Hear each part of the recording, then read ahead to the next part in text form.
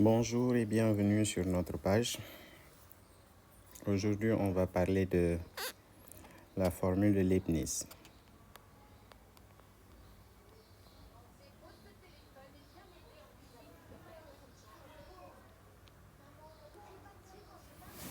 Mais avant cela, nous allons faire quelques petits rappels.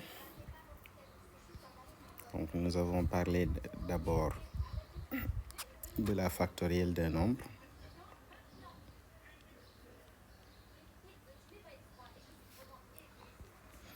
Ensuite, des coefficients k parmi n, les CNK.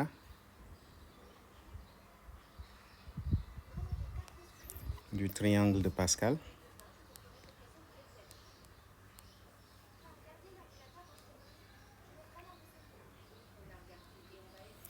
Et enfin, de l'analogie entre le calcul de a plus b à la puissance n et de la dérivée énième de f fois g.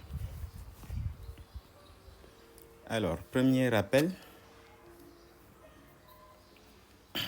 la notion de factoriel.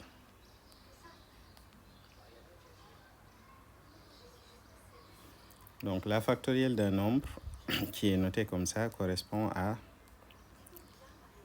la multiplication de tous les nombres à partir de 1 qui lui sont inférieurs jusqu'à ce dernier.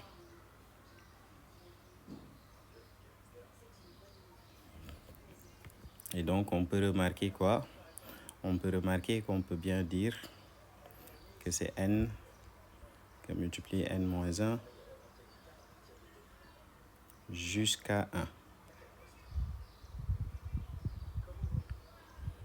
Et là,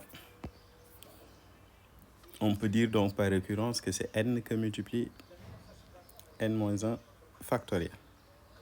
Ou bien que c'est n que multiplie n moins 1 que multiplie n moins 2 factoriel. Ainsi de suite. Donc on peut faire n fois n moins 1. On descend ainsi jusqu'à un certain nombre m. Et après m moins 1 factoriel. Ça va être très utile par la suite. Donc prenons un exemple. 10 factoriel, c'est 10 fois 9 fois 8 fois 7 fois 6 fois 5, 4, 3, 2 et 1. Et donc on peut remarquer que tout ça c'est 9 factoriel. Donc on peut bien dire que c'est 10 fois 9 factoriel. Ou bien que c'est 10 fois 9 fois 8 fois 7 fois 6 factoriel par exemple. Donc on s'arrête là où on veut, sachant que tout ça, c'est 6 factoriel. On peut aussi faire 10 fois 9 fois 8 factoriel. Ainsi de suite. Alors, et donc on peut remarquer que par exemple, si on nous demande 10 factoriel divisé par 4 factoriel, naturellement, il va rester tous les coefficients qui sont supérieurs à 4. Donc c'est 10 fois 9 fois 8 fois 7 fois 6 fois 5. Parce que le 4, 3 et 2, ils sont d'une part et d'autre.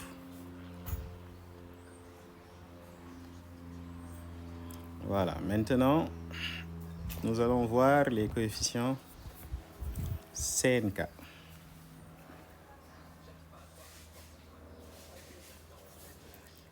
Donc déjà, pour un petit rappel, ils permettent de calculer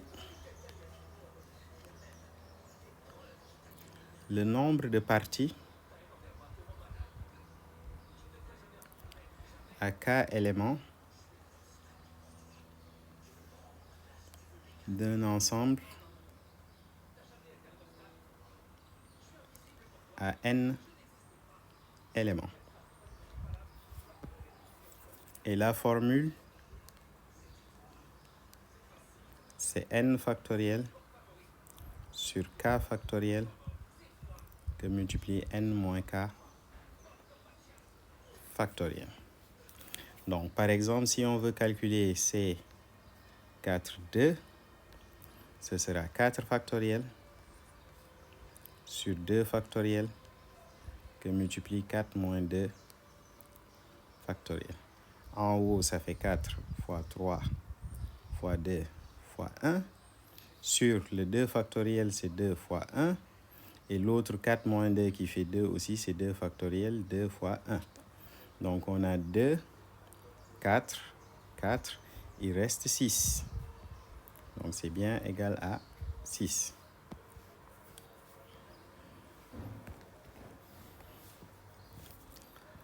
Alors, maintenant, on va présenter ce qu'on appelle le triangle de Pascal et on va voir le lien qu'il a avec les CNK. Donc, le triangle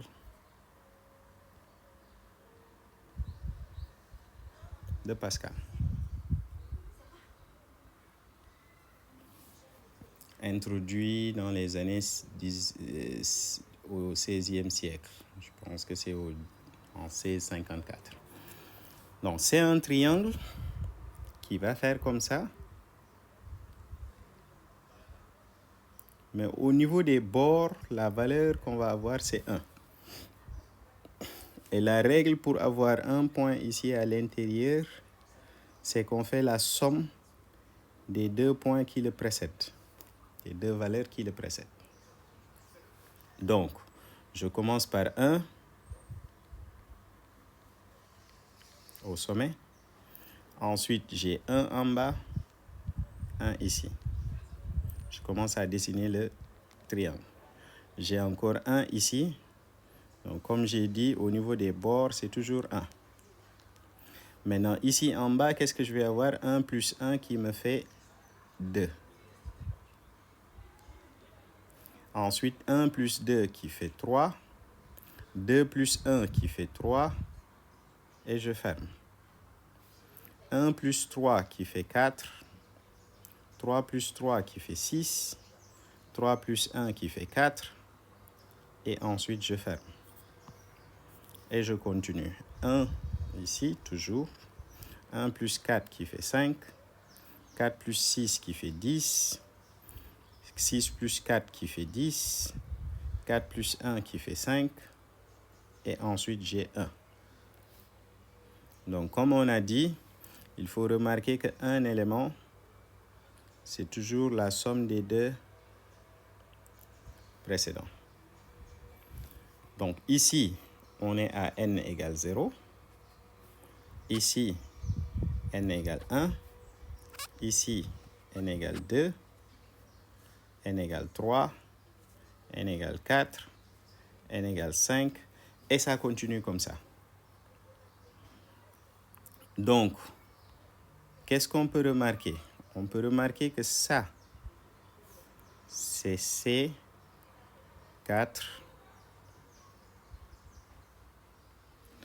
0, 1, 2. C4, 2. Qu'on avait calculé tout à l'heure, qui valait 6. Donc, si on se positionne sur une ligne, comme ça, on obtient tous les coefficients. C'est-à-dire quoi? Le premier ici, c'est 5, 0. Celui-là, c'est 5, 1. C'est 5, 2.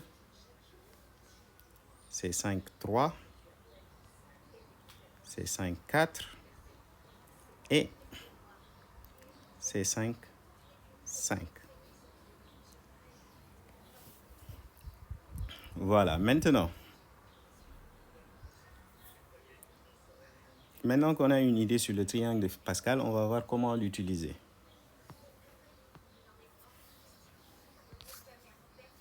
Donc, je redessine le triangle ici rapidement.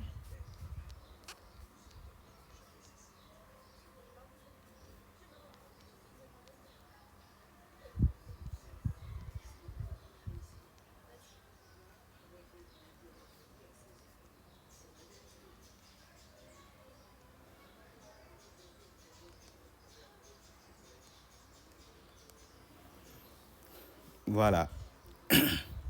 Donc, dans un premier temps, nous, ce qu'on sait, si on veut calculer A plus B au carré, on est au niveau de la ligne 2.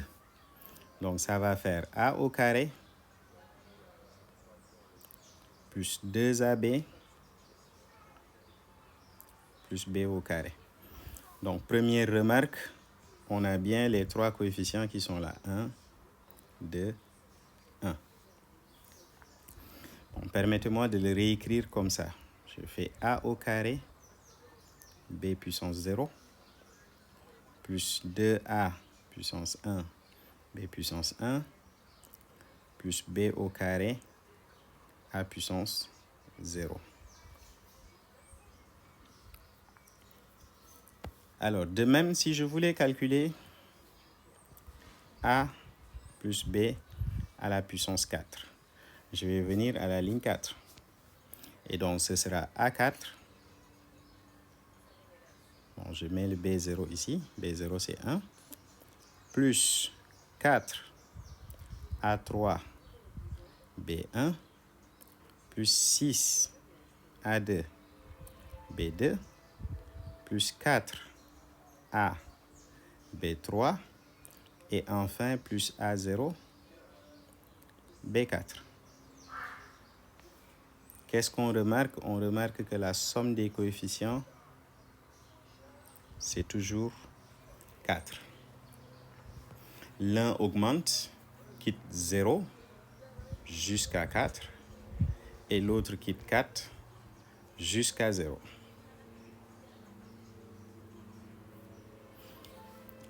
Cette règle qu'on a ici, c'est la même règle qu'on va utiliser au niveau de la formule de Leibniz.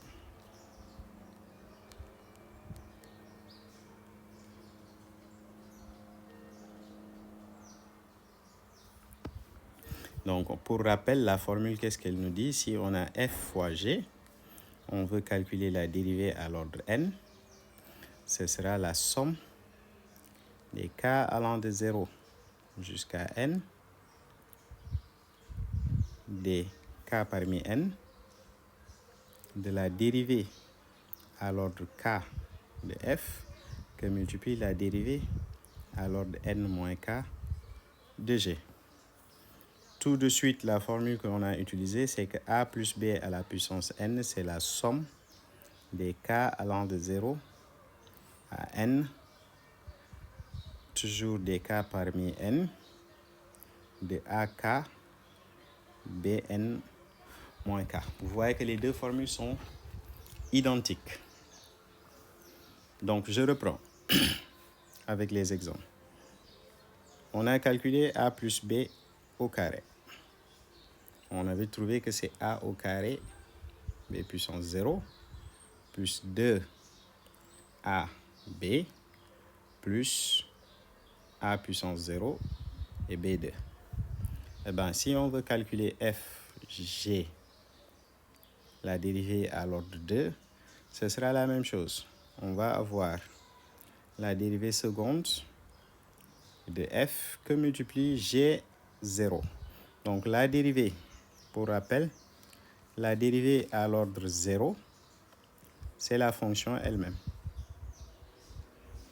Donc, ici, qu'est-ce qu'on va avoir que multiplie g plus 2 f', g', c'est les coefficients 1, 1, plus f que multiplie g seconde.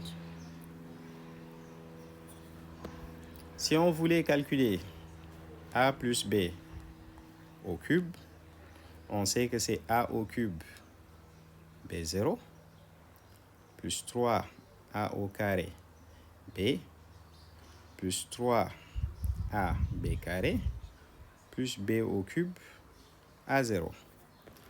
Et pareillement, la dérivée f g à l'ordre 3, elle va nous donner la dérivée de f à l'ordre 3 que multiplie g plus 3 f seconde g' plus 3 f' g seconde plus f que multiplie g à l'ordre 3. Ainsi de suite. Donc, nous allons prendre un exemple.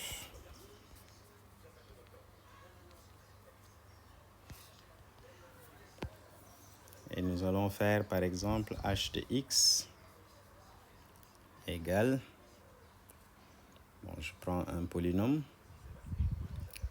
3x au cube plus 5x moins 7, que multiplie, par exemple, expo de x.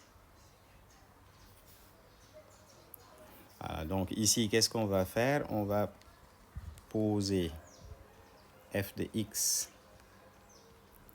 c'est 3x au cube, plus 5x moins 7. Et g de x, c'est exponentielle de x. Et on va calculer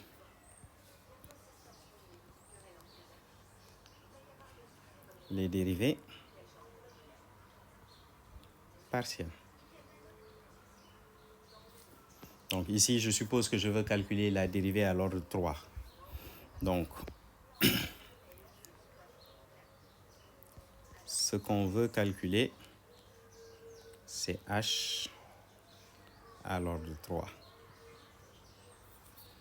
Donc, d'après la formule, on sait que h à l'ordre 3 de x, ce sera quoi? Ce sera f3 que multiplie g plus 3 f seconde g prime plus 3 f prime g seconde plus f que multiplie g à l'ordre 3. Donc, on doit calculer tout cela. G de x, c'est e de x. Donc, ici, il n'y a pas trop de problème. Quel que soit l'ordre k, gk de x, ce sera encore e de x. Maintenant, on en vient à f de x. Donc, pour rappel, f de x, c'était 3x au cube plus 5x moins 7. 3x au cube plus 5x moins 7. Donc, on va calculer f' de x, qui va faire 9x au carré plus 5. On calcule f seconde de x, qui fait 18x. Et f à l'ordre 3 de x, qui fait 18. Et donc, on a, si on remplace au niveau de la formule, la dérivée à l'ordre 3 de x, ce sera, donc on a dit f3 que multiplie g, plus 3 fois f2 c'est 18x, que multiplie g, plus 3 fois f c'est 9x carré, plus 5, que multiplie g, plus f, qui est 3x au cube, plus 5x moins 7, que multiplie g. Et donc, tout ce qui reste à faire, c'est simplifier. Donc, je peux prendre le e de x en facteur. Ici, j'ai 18. 3 fois 18, c'est 54x. Ici, 3 fois 9, c'est 27x au carré. Alors, j'ai un plus 5, donc plus 15. Et le dernier qui fait 3x au cube, plus 5x, moins 7. Il me reste maintenant à rassembler les choses. Donc, j'ai le 3x au cube. J'ai une seule fois au carré. Ensuite, j'ai 54x avec 5x ici. Donc, ça me fait 59x. Et j'ai 18.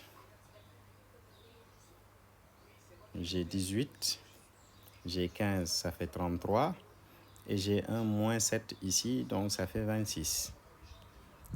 Plus 26. Voilà. Et donc là, j'ai calculé la dérivée à l'ordre 3 de x. Ici, ce qui serait intéressant, si on nous avait demandé la dérivée à l'ordre 5 de x, d'après notre expression, on sait toujours que g de x, c'est e de x. Donc, la dérivée à l'ordre quelconque, c'est encore e de x. Mais, on avait trouvé, c'est là, que la dérivée à l'ordre 3 de f, c'était 18. La dérivée à l'ordre 3, c'était 18, ce qui veut dire que la dérivée à l'ordre k de x, c'est 0 pour tout k supérieur ou égal à 4. Et donc, dans l'expression de h5,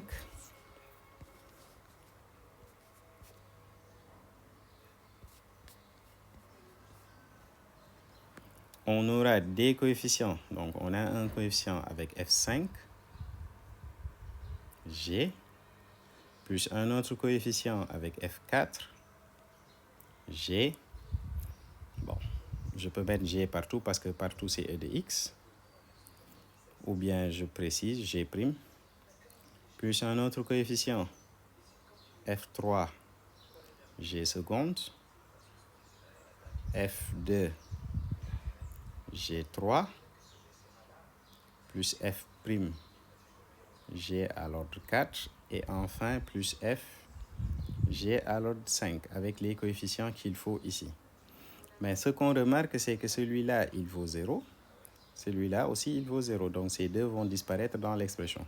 Donc, qu'est-ce qui va rester? Il va rester ce qu'on a déjà calculé. C'est juste que les coefficients vont changer. Donc, on a un coefficient ici, un coefficient ici, un coefficient ici et un coefficient ici. Et pour les coefficients, il faut juste aller au niveau de la ligne 5 du triangle de Pascal. C'est tout pour aujourd'hui.